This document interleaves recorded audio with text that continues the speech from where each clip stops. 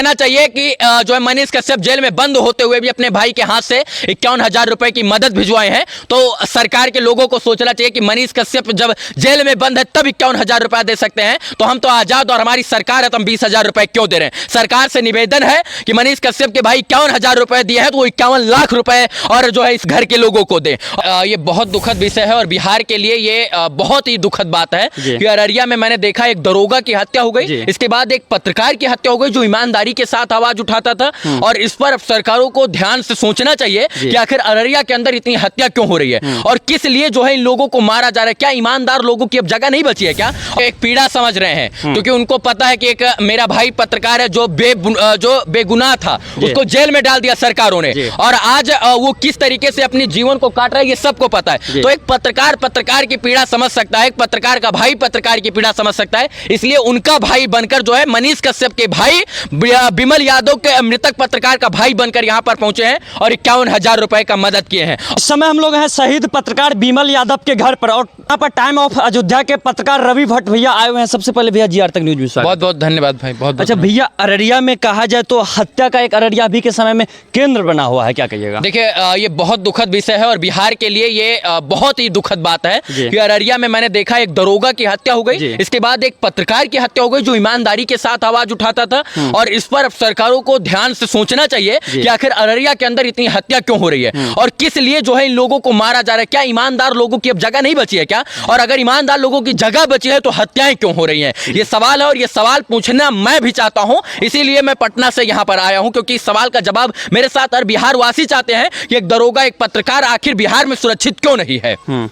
भैया खास करके यहाँ पर कोई भी पत्रकार यहाँ पर जो है अभी के समय में पत्रकारिता करने में डर लगता है, क्या कहिएगा? देखिए पत्रकार सच में ऐसा माहौल यहाँ पर बना दिया गया है कि जो समाज का रक्षा करता है पुलिस प्रशासन का लोग वही सुरक्षित नहीं तो पत्रकार कहाँ से सुरक्षित रहेगा? वो पत्रकार जो आम जनमानस की बात करता है, दबे कुचलों की आवाज लिखता है, बोलता है, बनाता है और इसके बाद सत्ताधीशों तक पहुंचाता है। अगर उसके साथ ये स्थिति हो जाएगी तो गाँव के और लोगों की जनमानस की क्या स्थिति रहेगी? तो ऑब्वियसली जाहिर सी बात है कि डर सबको लगेगा क्योंकि एक पत्रकार की हत्या और स्वतंत्र और ईमानदार पत्रकार की सवाल बनता है और सवाल हम सबको पूछना है और जब हम सवाल पूछेंगे तभी ये हत्याएं रुकेंगी। अच्छा, यहाँ पर पत्रकार के मौत होने के बाद भैया कुछ पत्रकार लोग आते हैं जो कि यहाँ पर जातिवादी का नारा देते हैं। देखिए मैं जाति पर विश्वास नहीं रखता हूँ और मुझे नहीं पता कि कौन से जाति से हैं या कैसे हैं। मुझे ये पता है कि वो एक ईमानदार पत्रकार थे और ईमानदार अच्छे इंसान थे और यहाँ पर किसी जाति की नहीं, किसी धर्म की नहीं, एक ईमानदार पत्रकार की हत्या हुई है, एक स्वतंत्र कलम की हत्या हुई है।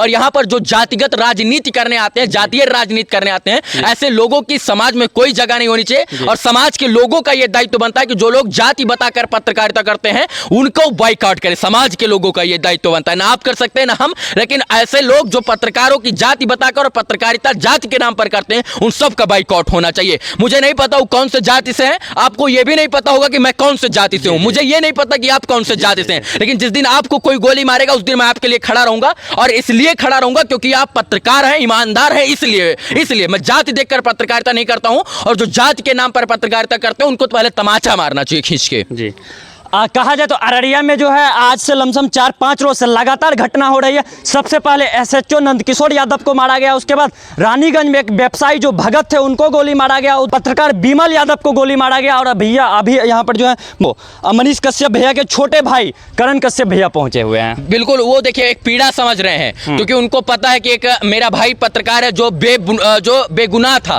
उसको जेल में डाल दिया सरकारों ने और आज वो किस तरीके से अपने जीवन को काट रहा है ये सबको पता है। तो एक पत्रकार की पीड़ा समझ सकता है, एक पत्रकार का भाई पत्रकार की पीड़ा समझ सकता है, इसलिए उनका भाई बनकर जो है मनीष कश्यप के भाई बिमल यादव के मृतक पत्रकार का भाई बनकर यहाँ पर पहुंचे हैं और 51,000 रुपए का मदद किए हैं। और यही एकता तो हमको देखनी है, ना मनीष कश्यप उनके जाति के हैं, ना बिमल यादव उनके जाति के हैं, फिर भी जो है उन्होंने पत्रकारिता जो है समाज के नाते, इंसानियत के नाते जो है मदद की है। और इसी बात की तो हमें खुशी है कि हमारा बिहार सच में बदल रहा है, जाति पात को लोग भूल कर जो है एक दूसरे की मदद के लिए पहुंच रहे हैं। बिहार में कब तक पत्रकार मरते रहेंगे? जब तक सब लोग जागरूक नहीं होंगे और जब तक अपराधियों को पकड़ पकड़ कर जेल नहीं डाला जाएगा और उनको फांसी पर नहीं लटकाया जाएगा तब तक। सच बात तो ये है कि अपराधियों को कि बेल हो जाती है और बेल होने के बाद जो है वो और गर्म होकर जो है उनका खून उबाल मारता है कि अरे भाई बेल तो हो गई है, फिर जेल होगी, फिर बेल होगी। और इसीलिए वो बार बार जो है ईमानदार लोगों को टारगेट करते हैं, मतलब वो अपने खिलाफ किसी को सुनना नहीं चाहते हैं और यही कारण है कि ईमानदार लोगों की बलि चढ़ा देते हैं वो लोग। भैया बिहार सरकार के दोबारा जो है बिहार सरकार के एक अधिकारी सीओ साहब आते हैं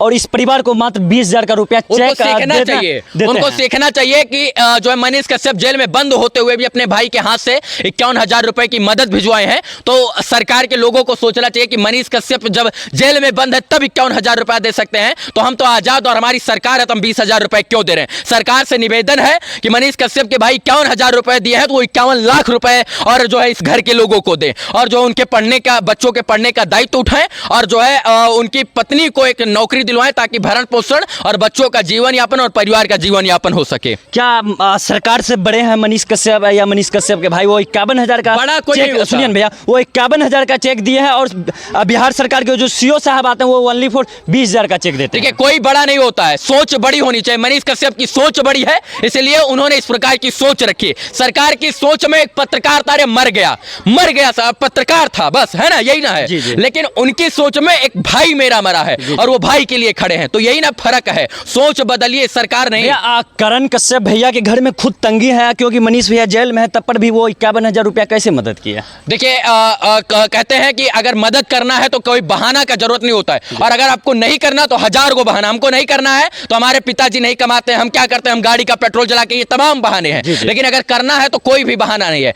जो है उन्होंने पता नहीं कैसे किया, कर्जा उधार लेकर किया, लेकिन किया, ये मायने रखता है। अब उन्होंने, उनका दिल देखिए कि वो करने आए, नहीं तो उनका भाई जेल में बंद नहीं करते, करने आए, ये ना बड़ी बात है। अच्छा भैया, अररिया में कब तक जो है आम आदमी या पत्रकार हो या पुलिस प्रशासन हो, सबकी हत्या कब तक होती रहेगी? जब तक यहाँ के लोग जागेंगे नहीं, जब तक यहाँ के लोग सच्चे लोगों को चुनेंगे नहीं और जब तक लोग यहाँ पर जाति पात में बटरेंगे तब तक ऐसे हत्याएं होती रहेंगी। तो सच बात तो ये कि सबको जागना होगा, अपने हक को समझना होगा और जो है अच्छे लोगों को चुनना होगा, इसीलिए लोगों को बचेंगे। पत्रकार बिमल यादव के घर पर बड़े बड़े नेता आते हैं, हर एक पार्टी के नेता आते हैं, बड़े बड़े वादा करके यहाँ से चले जाते हैं। कोई बोलते हैं हम पूरे परिवार को गोद ले लिए, कोई कुछ, हमने सब अपना अपना जो है राजनीतिक रोटी से के यहाँ से चले जाते हैं, मगर इस परिवार को कोई भी कुछ। देखिए ये राजनीति करने का समय नहीं है। एक बेटा गया है, एक अररिया का लाल गया है जो कलम की ताकत को समझता था और कलम से सबकी आवाज उठाता था। तो ये राजनीति का समय नहीं है। राजनीति करने वाले लोगों को कहना चाहूंगा कि सच में आप राजनीति कीजिए लेकिन परिवार की मदद कीजिए। कम से कम आपका काम राजनीति करना, लेकिन उनको जरूरत इस वक्त मदद की,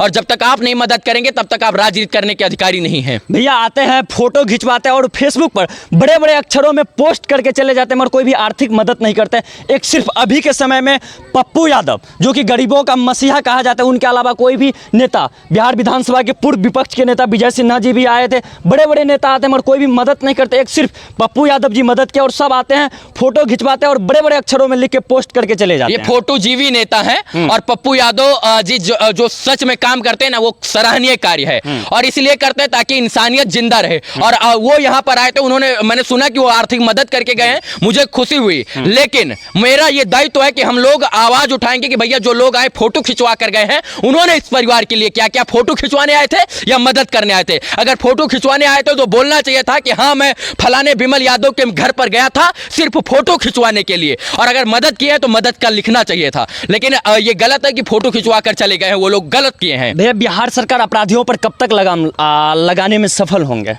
क्या बोल सकते हैं। देखिए बिहार में अपराध का ग्राफ बढ़ते जा रहा है और सबको पता है कि बढ़ रहा है। जब सोचे कि दरोगा जैसे लोग सुरक्षित नहीं है, तो सुरक्षित नहीं है तो और लोगों की हम क्या बात करें। अब बिहार सरकार से तो हम निवेदन कर सकते हैं, सच में अगर जो बिहार पुलिस के जवान हैं उनको आज़ादी दे दी जाए, उनके भी बंदूकों को बंद करके रखा गया है कि तुम्हें ठाए ठाए नहीं करना है, मुंह से ठाए ठाए करना है, उनकी भी बंदूकों को अगर आज़ादी दे दिया जाए तो प्रशासन के लोग जो है अपराधियों को पकड़ पकड़ कर जेल के अंदर डालेंगे। लेकिन यहाँ पर अपराधियों को पनाह दी जाती है और इसके बाद जो प्रशासन के लोग हैं उनके बंदूक पर जो है ताला मरवा दिया जाता है, उनके पिस्टल पर ताला मरवा दिया जाता है कि वो अपराधियों से लड़े ही ना। तो यही ना दुर्भाग्य कि प्रशासन के हाथ बांध दिए गए हैं और अपराधियों के हाथ खोल दिए गए हैं। मैं कहता हूं बिहार को बदलना है तो बिहार पुलिस के जवानों को के हाथ के जो हाथ बांधा गया है वो खोल देना चाहिए। भैया एक यादव पत्रकार की हत्या होती है और बिहार के माननीय उप मुख्यमंत्री तेजस्वी यादव का अभी तक एक ट्वीट और एक फेसबुक देखिए, पोस्ट भी नहीं आता है। दुर्भाग्य, मैं ये नहीं कहूंगा कि यादव वो किसी की भी मौत पर ट्वीट करे,